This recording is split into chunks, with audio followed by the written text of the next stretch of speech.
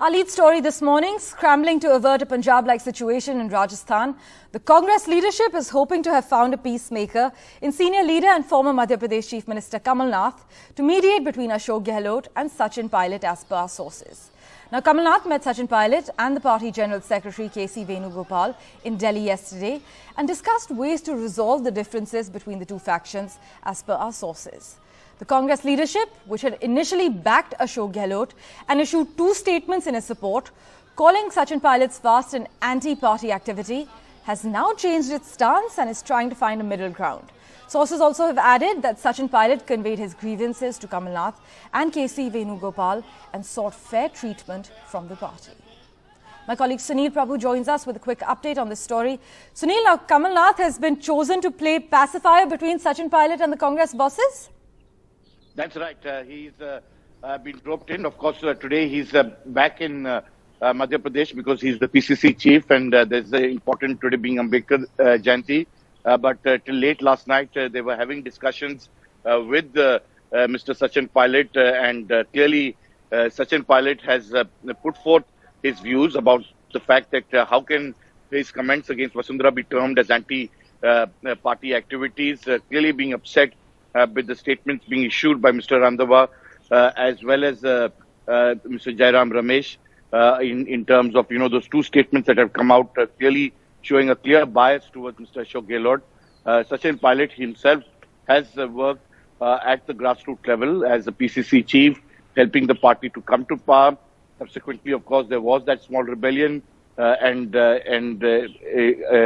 ultimately the party was able to broker peace then. This time round, Mr. Kamal Nath has been used to ensure that every side is heard. There is an election that is taking place in Karnataka, and the last thing that they want at present is, a rebellion to take place. Mr. Sachin Pilot has been quite upset. We have been told that he's very categorically told the Congress leadership that how can this be termed as anti-party activity. He has worked within the party system, and it's in that backdrop that they have left it to him now to find a way forward to resolve this issue, because they also understand that in Rajasthan, Mr. Ashok Gehlot faces a huge anti-incumbency factor apart from the host of other weaknesses that they have. So they all need to go work together. The big question is, how will they find a way forward? Hopefully in the next few days, they will be able to take a final decision on this. Thank you so much, Sunil, for that update. Do stay on with us for the next story as well. As veteran Maharashtra politician Sharad Pawar met Congress leader Rahul Gandhi and party chief Mallikarjun Kharge yesterday evening, he met them amid efforts by the country's splintered opposition to band together ahead of next year's national elections. This meeting comes a day after Bihar Chief Minister Nitish Kumar and his deputy Tejashwi Yadav met Mallikarjun Kharge and Rahul Gandhi amid talks of some opposition parties teaming up on a common platform to take on the BJP next year.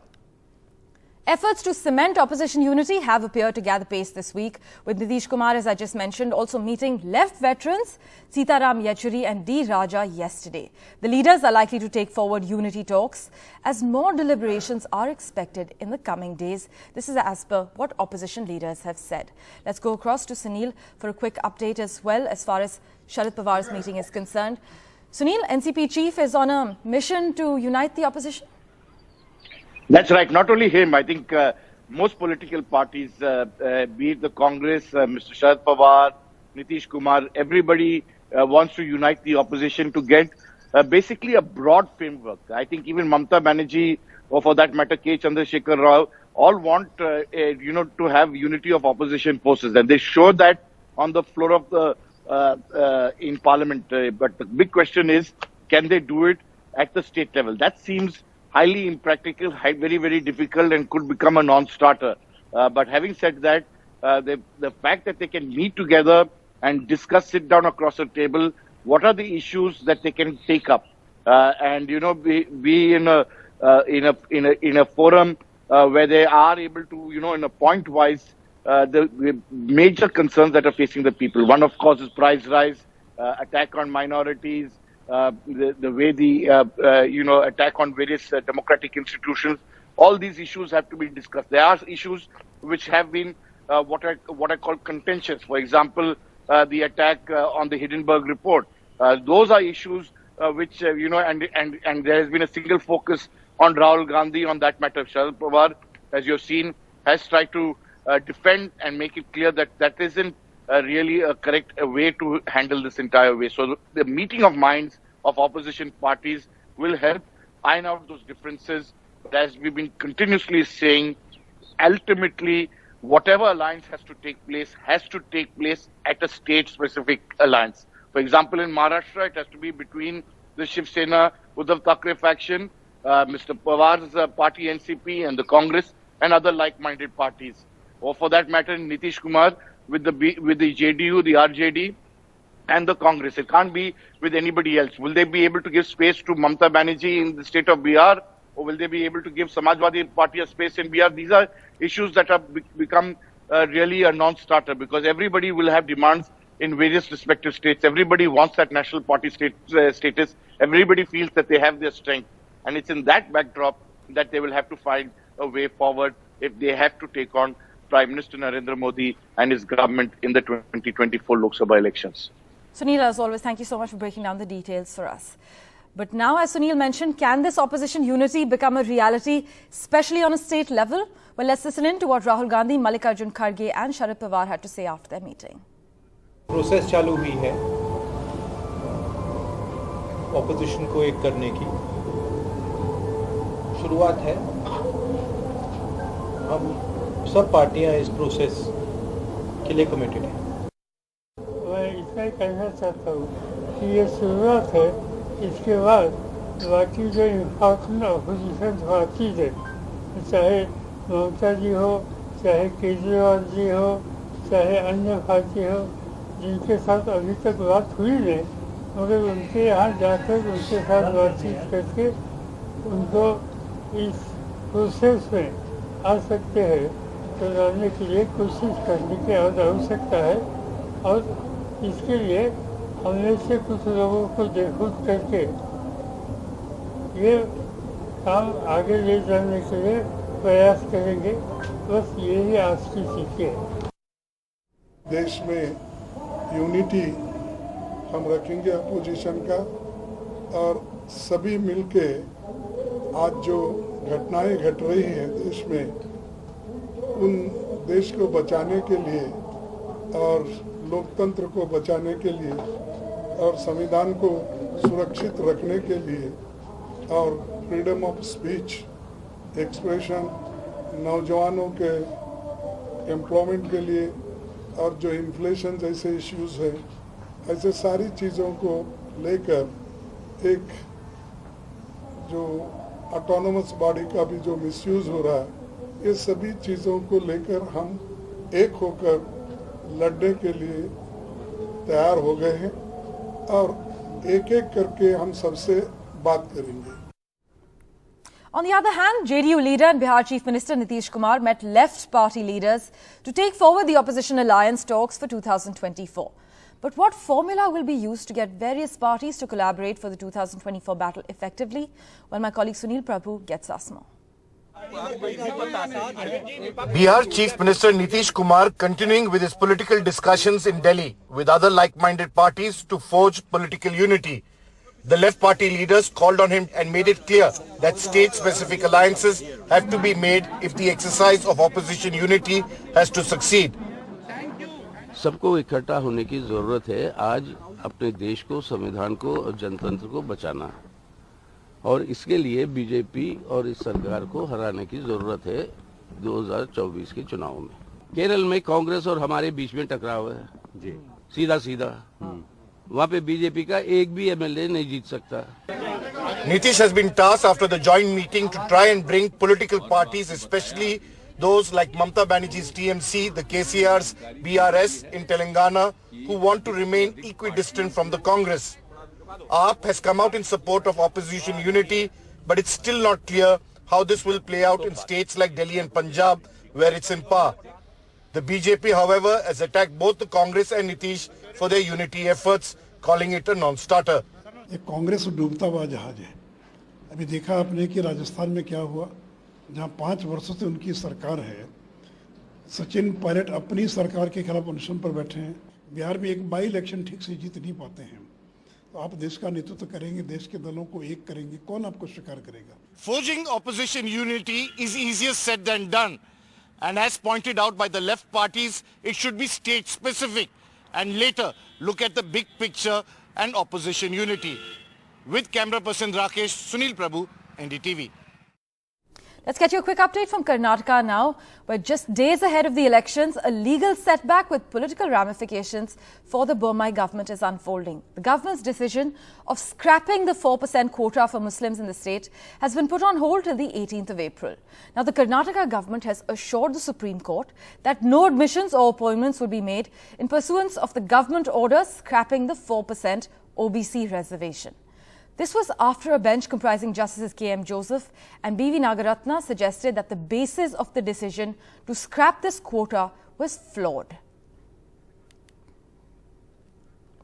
Switching tracks to Goa now, where the police has issued a notice to Delhi Chief Minister Arvind Kejriwal, asking him to appear before it on the 27th of April in a case related to illegally sticking posters on public properties during the 2022 Assembly election campaign. It has been alleged that the Aam Aadmi Party has defaced public property using posters of the Aam Aadmi Party chief Arvind Kejriwal. Now, the Inspector of Purnam Police Station issued the notice to Kejriwal under Section 41A of the Code of Criminal Procedure. Under the section, police can summon a person for inquiry if there is reasonable complaint or suspicion that he had committed an offence. And the Prime Minister is going to be in Assam for a day-long visit where he has a very packed schedule. He will inaugurate the All India Institute of Medical Sciences in Guwahati and then launch development projects worth 14,300 crore rupees in this state. Now, apart from celebrating Rongali Bihu with the people of Assam, which is the biggest festival of the state that actually marks the beginning of the Assamese New Year, apart from inaugurating the AIIMS in Guwahati at around 12 o'clock today, the Prime Minister will also launch 3 more hospitals in the northeastern state. He's also expected to lay foundation stones of the Assam Advanced Healthcare Innovation Institute and launch the Aapke Dwar Ayushman campaign. He's also expected to attend the Platinum Jubilee celebrations of the Guwahati High Court later this afternoon. News now from Uttar Pradesh.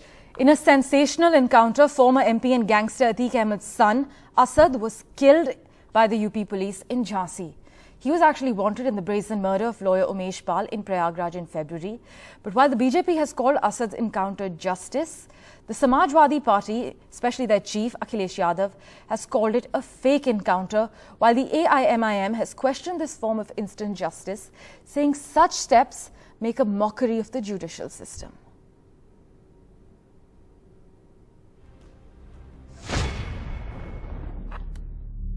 Asad Ahmed, the son of one of Uttar Pradesh's most dreaded gangsters, former MP Atiq Ahmed, shot dead by the UP police in an encounter in Jhansi on the Madhya Pradesh border. 49 days after a sensational daylight murder in Uttar Pradesh's Prayagraj, in which Asad was one of the shooters. A second shooter in the Prayagraj case, Ghulam, was also killed in the Jhansi encounter. The UP police said Asad had fled to Lucknow after the February shootout in Prayagraj and that he changed multiple locations before trying to flee to Madhya Pradesh via Jhansi. The police said 2 sophisticated weapons were recovered from Asad and Ghulam. सरकार शुरू से ही zero tolerance की नीति ऐसे माफियाओं और दुर्दांत अपराधियों के प्रति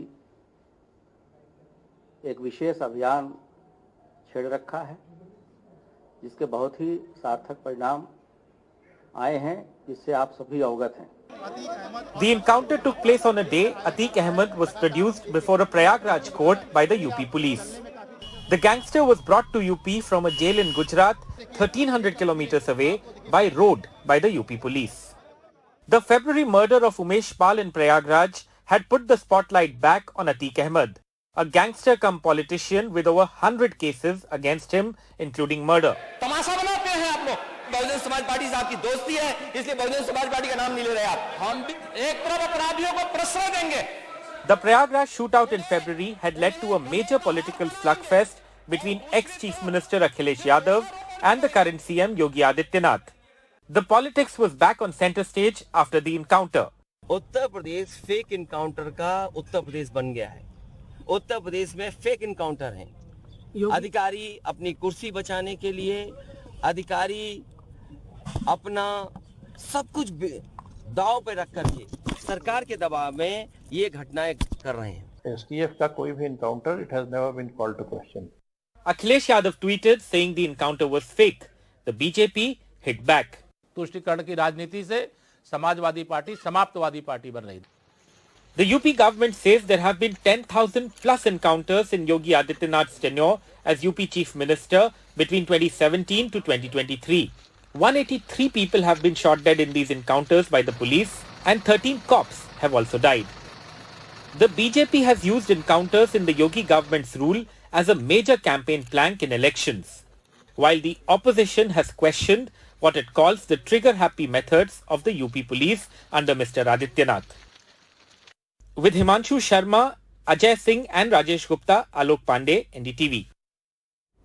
My colleague Saurabh Shukla joins us for a quick update as we speak. Saurabh, now politics is breaking out. The BJP says justice has been delivered, while the Samajwadi Party is calling it a fake encounter. Absolutely.